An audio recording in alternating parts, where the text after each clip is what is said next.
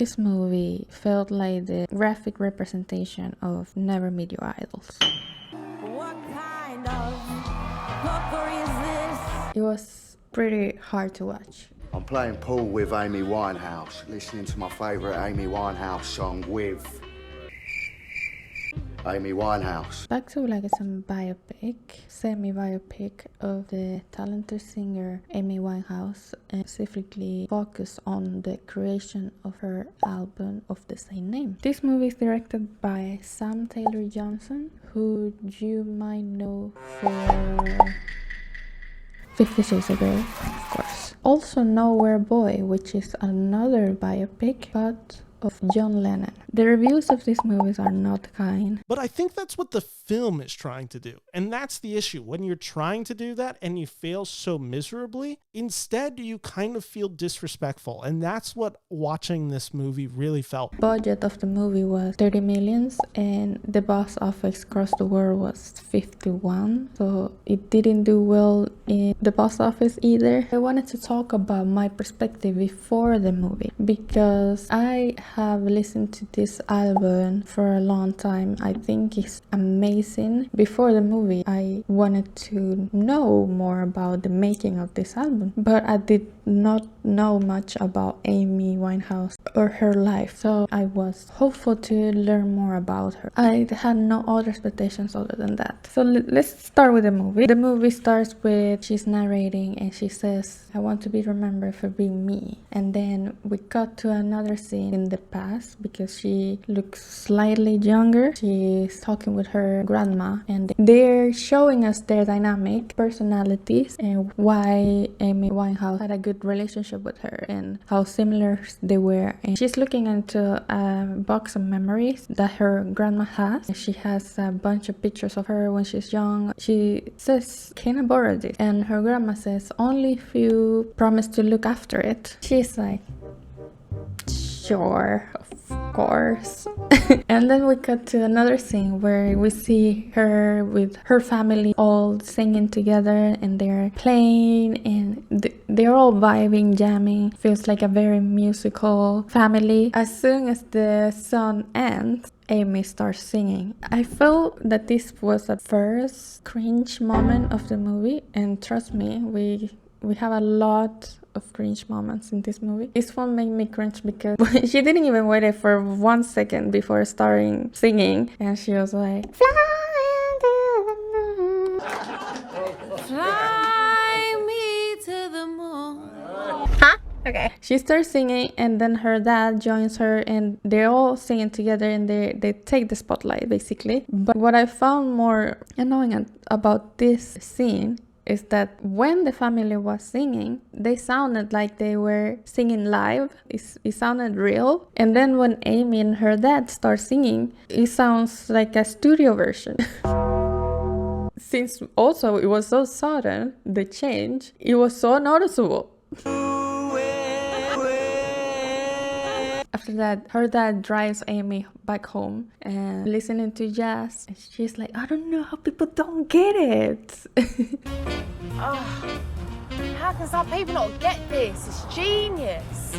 No one else likes jazz, just me. Anyway, they're talking about her brother. The dad is like, I worry about your brother and that he's doing drugs or something like that. He's in college. And she says, "You should worry about mom because she's not doing well." And I thought, what do you mean is not doing well? Because then after that, we see her mom and she looks fine.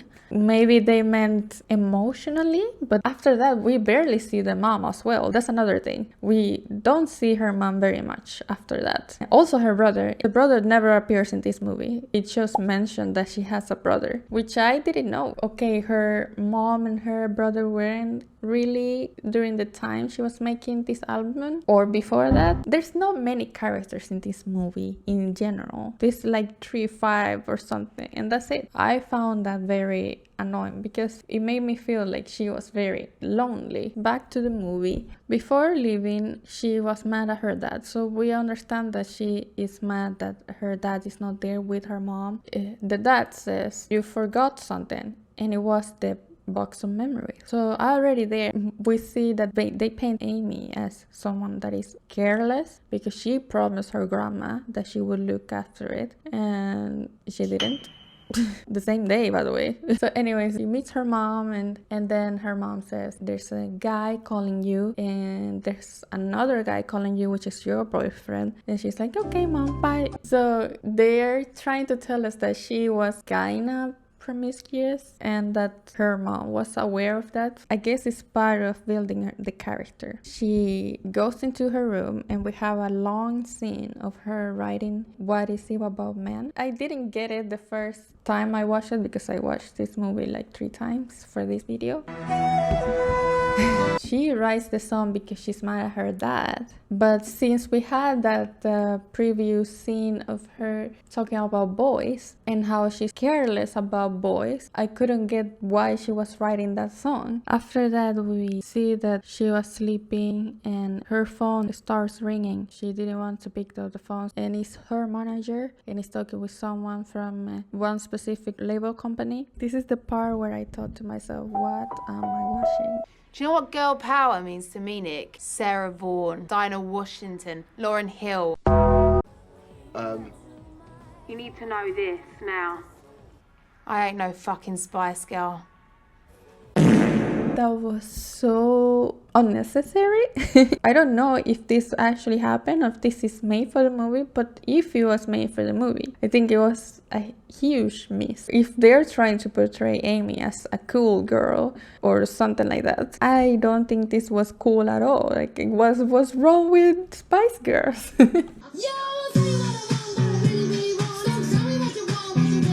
What's wrong with signing to a label company? Every artist that wants to live out of their art will die for having this opportunity. But anyway, we continue with this nonsense. After this, we see a scene of her. She's performing live, Stronger Than Me, and everyone loves it. I guess she's contacted by another label company. I don't know if this is the same, but she eventually signs just right after our previous scene. So this scene got me really confused because I thought her manager was the guy in white and the guy in black was representative for the Fuller, Simon Fuller record company or whatever that she is not really so into, but turns out that she signs with them, and that's how the guy in white becomes her manager for the rest of the movie. So all of this scene is very performative. She is saying all of these things about the record company and the management. She being a bad girl, not like other girls, is all pointless because at the end of the day she signs with them. And her current boyfriend asks her, who is the person you're referring to in the song? And she's kind of like, It's obvious that she wrote it for him, and he gets really mad, and then he leaves and says, you're too fucked up in the head for me, and leaves. And she makes another joke about him with her manager, and they giggle about it. And I think this was so bad too, because if they're trying to make her relatable or if they're trying to make her someone to admire, I think this character behaviors we're seeing of her, like being careless or making other people feel bad in a sense, I think they're portraying her in a really bad way. In this point, I'm like, I really don't like this character. I'm not rooting for her. Right after that, we see that she starts singing in important places. They also say that she's 18. So when she was 18, she already had this success already for her first album. Then we see that she has a meeting with her label company, and they are telling her that they're not gonna distribute her album in the States because she needs to work on her stage presence. When they said that, she was like, fuck this, fuck everyone, fuck blah blah blah, and she leaves. She goes to a bar, and then this random guy comes, being loud and annoying. Amy is just mesmerizing him. Then they start, talking because she's looking at him. This scene was probably one of the cringiest because she falls in love with this guy. It's like a major loser. And to the victor, the spoils. Boys, Gypsy Rose, 16-1, early doors at Kempton. Now to happily piss it all up the wall. I don't see why Amy would like him. I don't want to judge because this is a very sensitive topic when we're talking about someone's life. I think Blake was smart enough to make Amy fall in love with him. But this is how they're portraying him in this scene, and she loves it. She wants to know this guy, and then they start playing pool together, and they spend quite a long time together in this scene. The whole day went by and they were still there talking and getting to know each other, and they talk about music, and he knows her, which was kind of weird too, because he just started playing one of her songs in the bar. I'm playing pool with Amy Winehouse, listening to my favourite Amy Winehouse song with Amy Winehouse. When they talk about music, he mentions Shangri-La. I'm sorry if I'm pronouncing this wrong, but I didn't know about this girl band before this movie, and Amy also didn't know, according to this movie, and he started dancing to it, and I thought that was pretty cringy. But even though the scene is cringe, the actors, they have really good chemistry. Like, they did a good job portraying that they liked each other, and that saved the scene.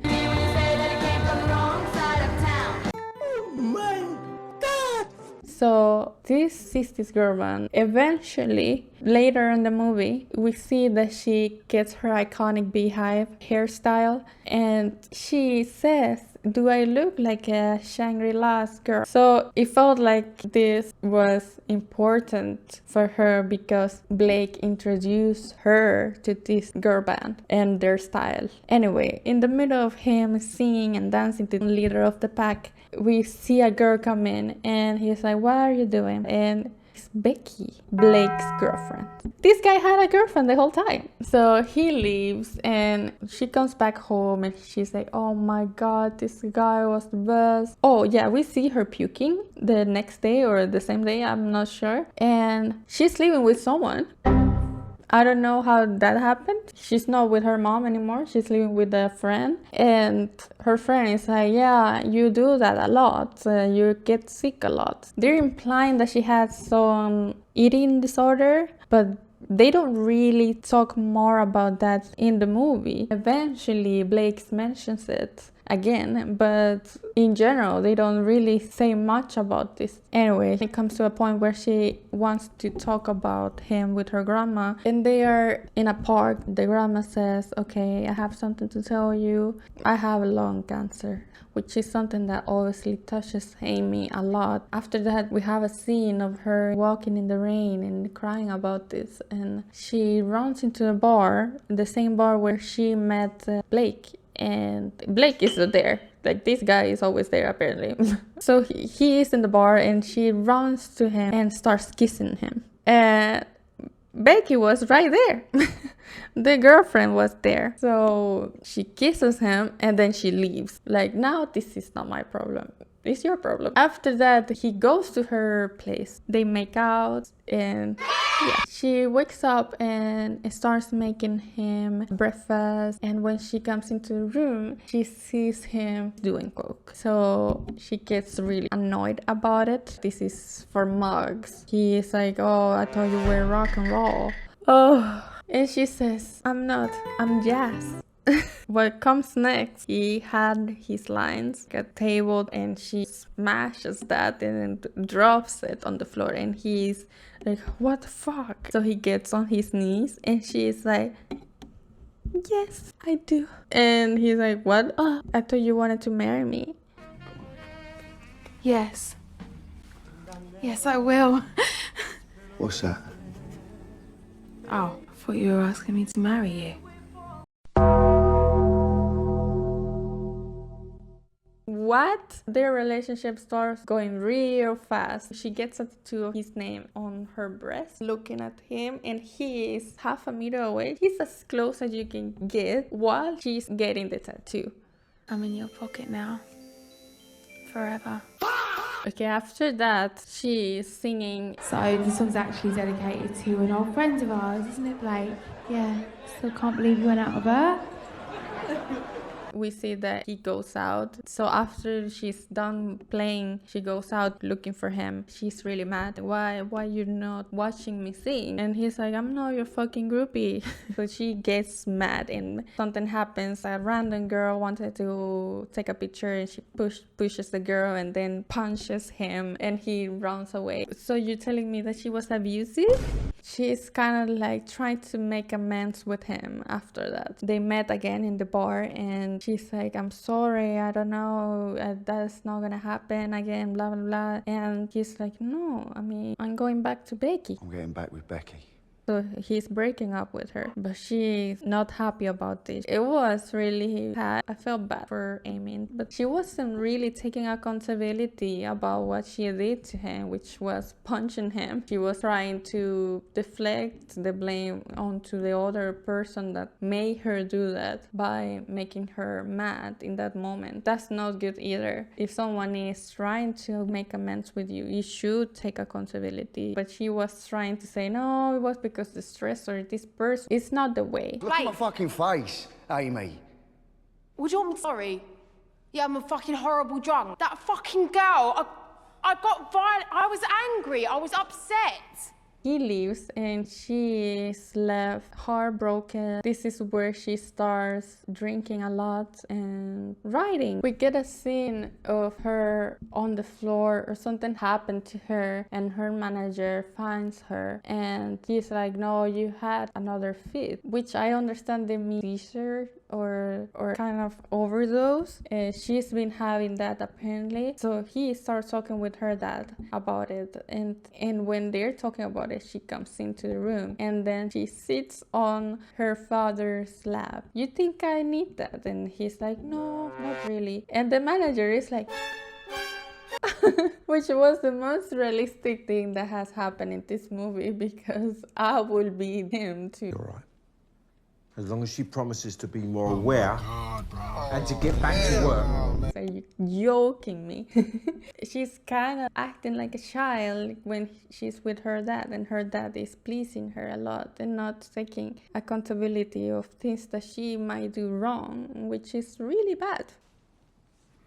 Told you I wasn't a fucking Spice Girl. But what they do instead, they fire the guy. They fire the manager. And they find a new manager and then she starts singing about all the troubles, all the things and the rehab thing. So that's how we got the song and that's how we got the whole album basically. And we come to the point where she's making her look and she asks her grandma about if she looks like the Shangri-La's girls and I'm like, does this mean that she's doing that because of Blake? Is everything about Blake? There's a scene where she sings Back to Black and I think Marisa Vela, which is the one playing Amy, did a good job. I'm not here to bash her. I think she did a good job playing Amy. I think she sang all the songs in the movie. It's quite similar to Amy's voice. I wouldn't say it isn't. But when she sang Back to Black, probably because the one song I have listened the most by Amy, I felt this song sounds so soulless. It is not what Back to Black is. And when you hear Marisa Vela version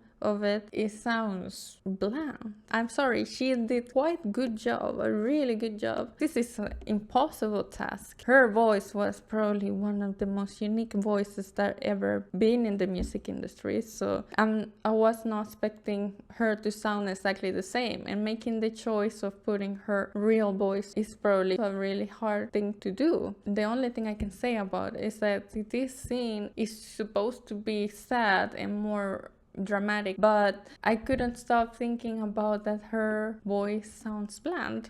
So it was distracting. Amy being followed by paparazzi. She's already at this point in her life. She's not really having a good time. She's drinking a lot, not eating well because we don't see her eat anything during the movie, just like candy. Then we see a scene where Blake is in the bar with some rando loser. It's just a guy saying, oh yeah, she must be real rich now, implying that Blake should take advantage of her fame and money. Now, if I was a betting man, and I am, I'd say you're in a good shout there, Blakey boy.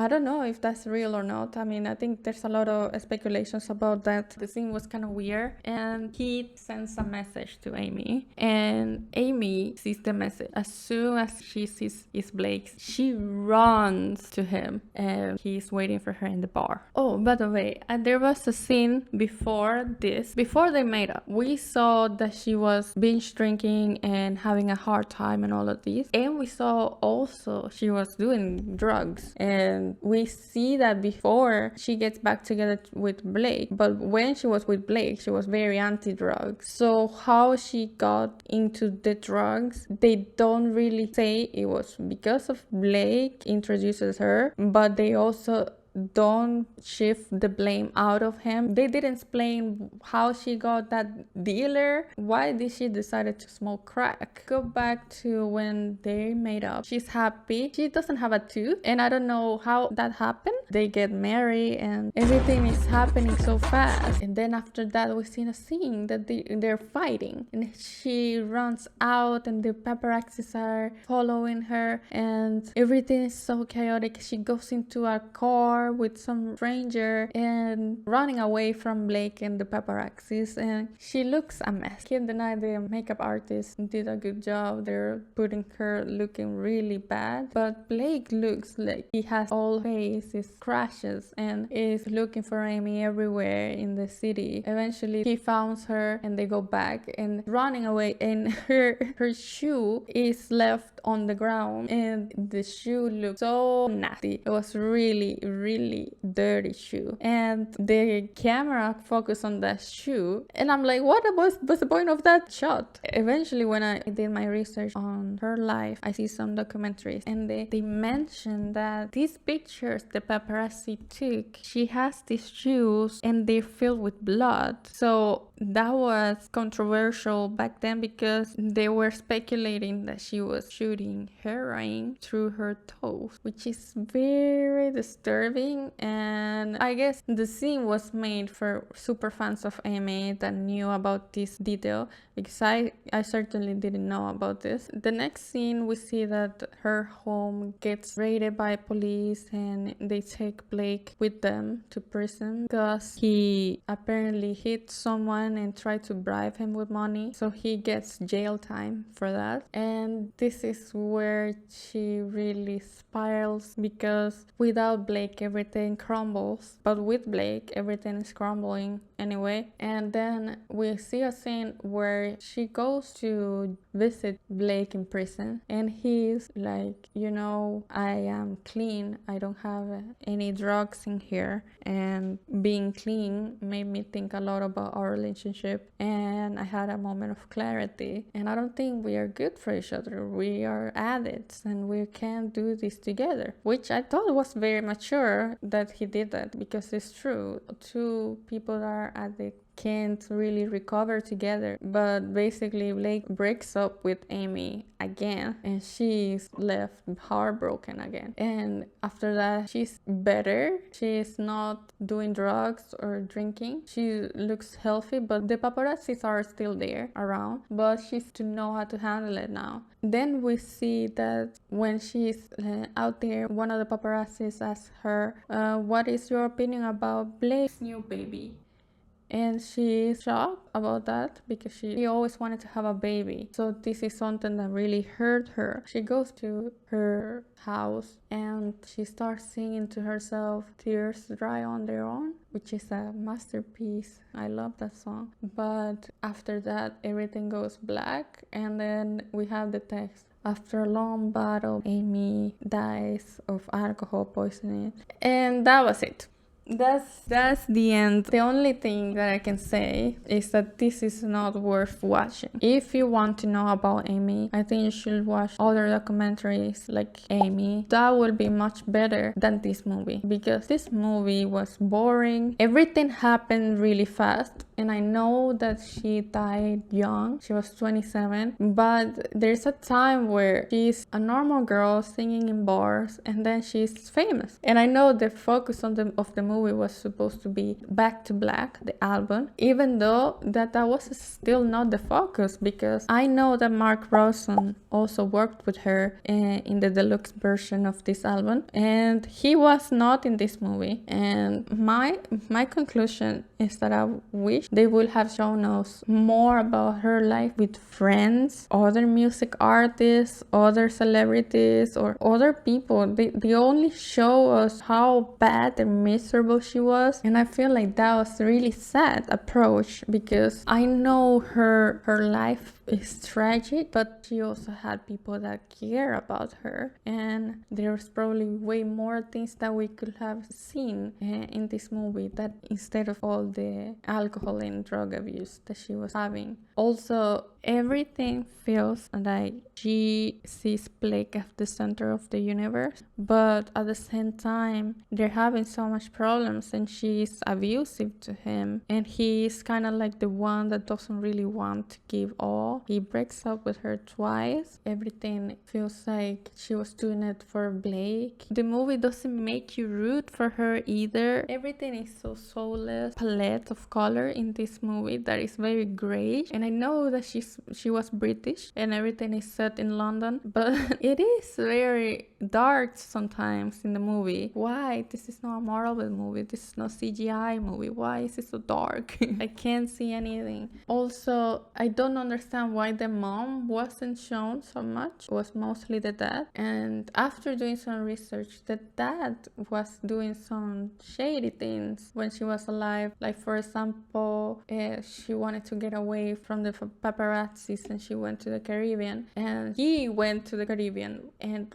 brought a camera crew. So he basically brought paparazzis with him when Amy was trying to get away and having some peace. So the dad was very, in my opinion, a bit narcissistic, and he probably has some involvement in this movie, because none of that is shown in the movie. Instead, they show us a dad that is very supportive and does everything for her, and the mom is kind of like not there. So it's not about being a supporting parent, it's also about know how to support. Supporting is not only saying yes to everything, it's also being real sometimes. Amy's parents didn't do that her whole life, and I think she wanted them to do that, for what I see in all the documentaries. But back to the movie, Back to Black. This movie was boring. You don't really learn about Amy, and I think a lot of things are not accurate. This is just so sad. I think Jack O'Connell was good. He was charming. The story is all over the place. Not many characters. I would have loved to see what was her relationship with her brother. For example, seeing her brother in the movie, her mom. I will give this movie a 1 out of 5. I didn't like it. I watched the movie 3 times. I will never watch it again. If I'm honest, I wouldn't recommend watching it either. If you like the video, let me know what other movies you would like me to do a review analysis of it, and see you next time. Bye.